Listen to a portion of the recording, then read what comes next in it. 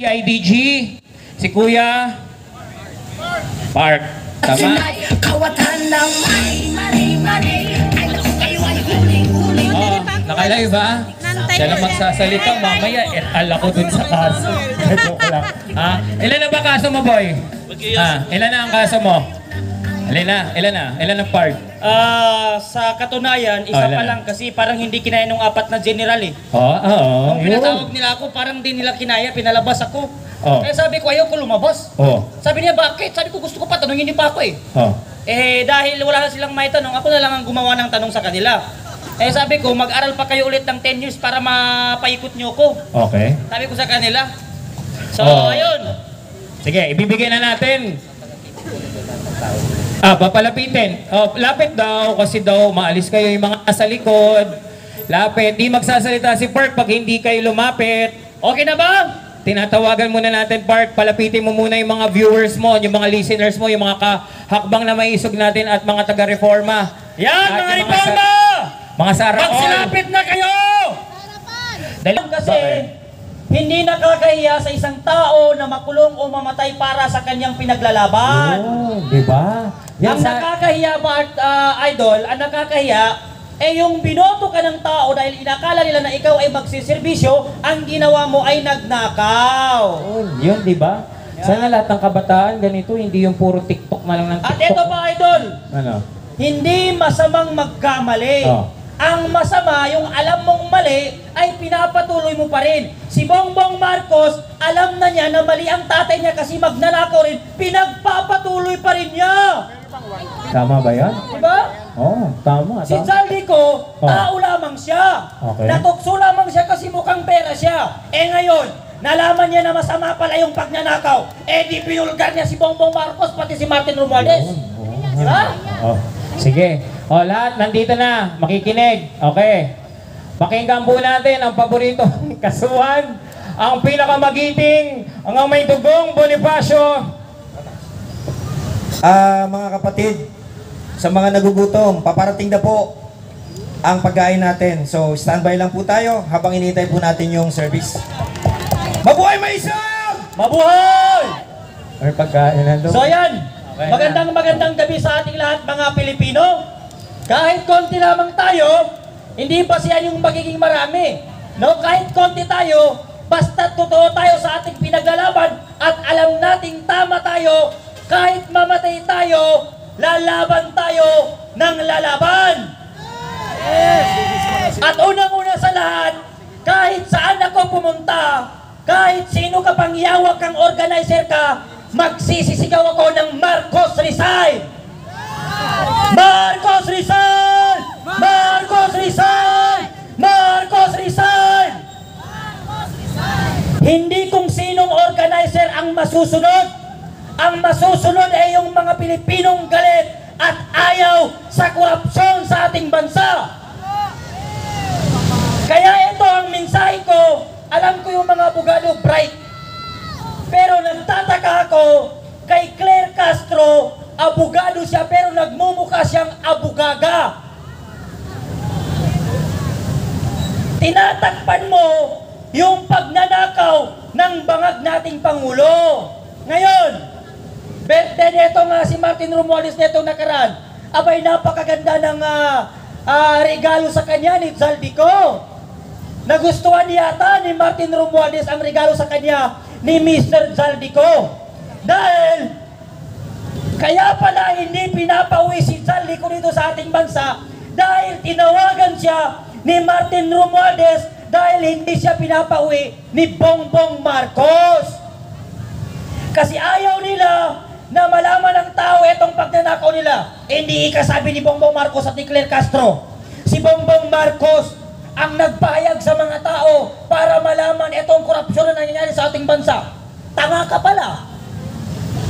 Ikaw ang naglabas ng itong pagnanakaw, korupsyon sa ating bansa, tapos hindi mo alam kung sinong nagnakaw, wala kang naipapakulong. Di ba bubong labas mo nun? Ikaw ang presidente, tapos hindi mo na alam kung saan napupunta yung mga pinipirmahan mo na budget ng ating bansa? At ito ang nakakapagtaka. Lahat ng tanong ng media dito sa kanila, puro Davao at Duterte. maging abo na lang si Duterte sa dahig, sasabihin pa rin nila si Duterte ang pumatay kay Andres Bonifacio. Tanga itong administrasyon na ito. Mga bobo sila. Lahat ng tinatanong mo, Davao. Sabi naman ni Claire Castro, kaya walang nakita na sirang flood control sa Davao kasi hindi pa ito binabaha. Para malaman, sabi niya, na merong sirang flood control sa Davao, kailangan bahain ang Davao. Gago!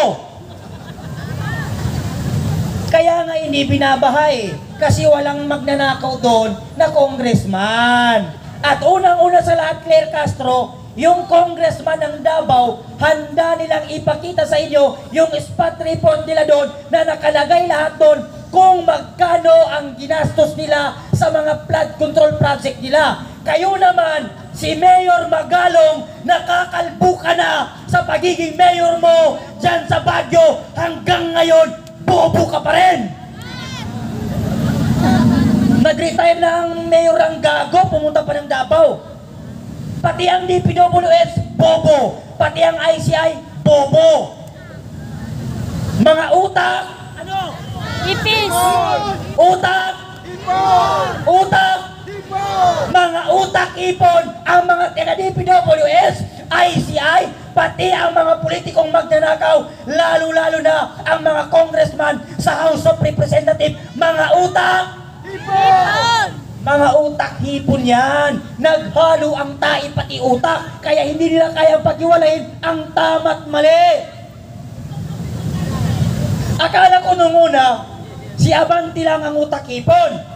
Netong mga lumipas na araw, pati pala itong si Terry Ridon, utak-hipon din. Congressman Terry Ridon, alam ko na naghihiganti ka sa dating administrasyon kasi tinanggal ka ni Duterte na chairman ng Orban 4. Bakit? Walang ginawa yon nung naging chairman siya ng National Commission of the Orban 4 kung hindi gumastos ng pera ng gobyerno, pumupunta ng abroad.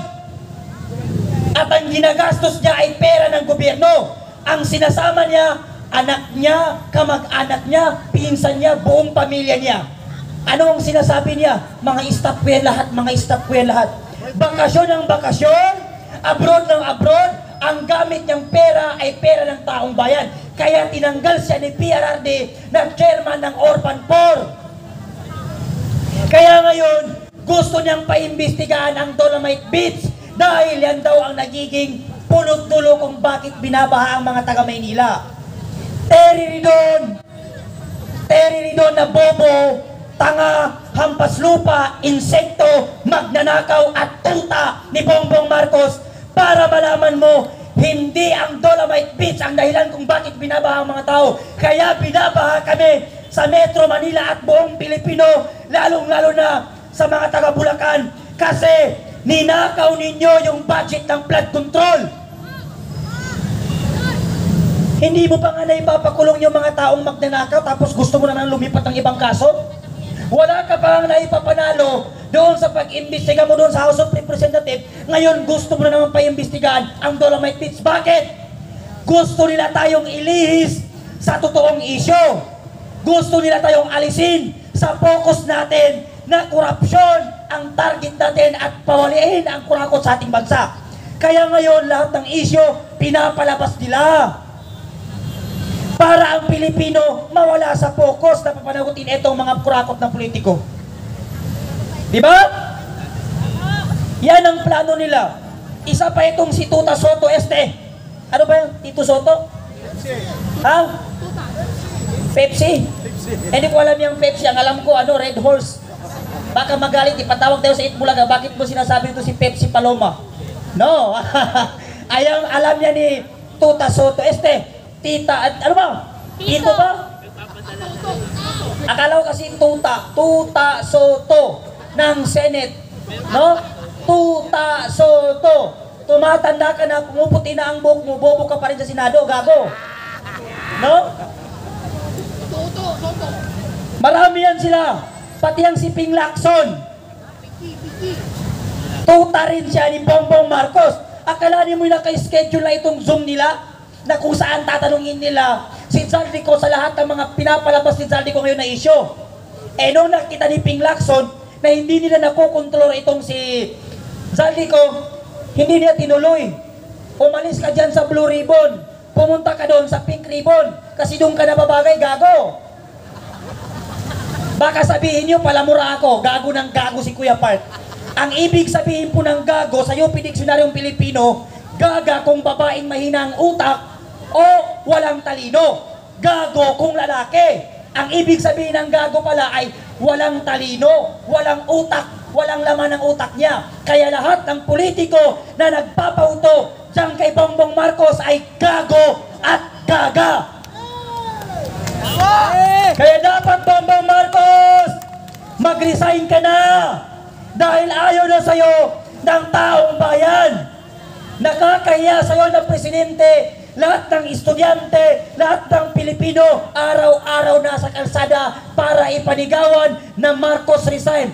Kaso, dahil makapal ang mukha mo, mas makapal pa yung pagmumuka ni Bongbong Marcos sa hollow block o sa simento na ginamit niya sa flood control.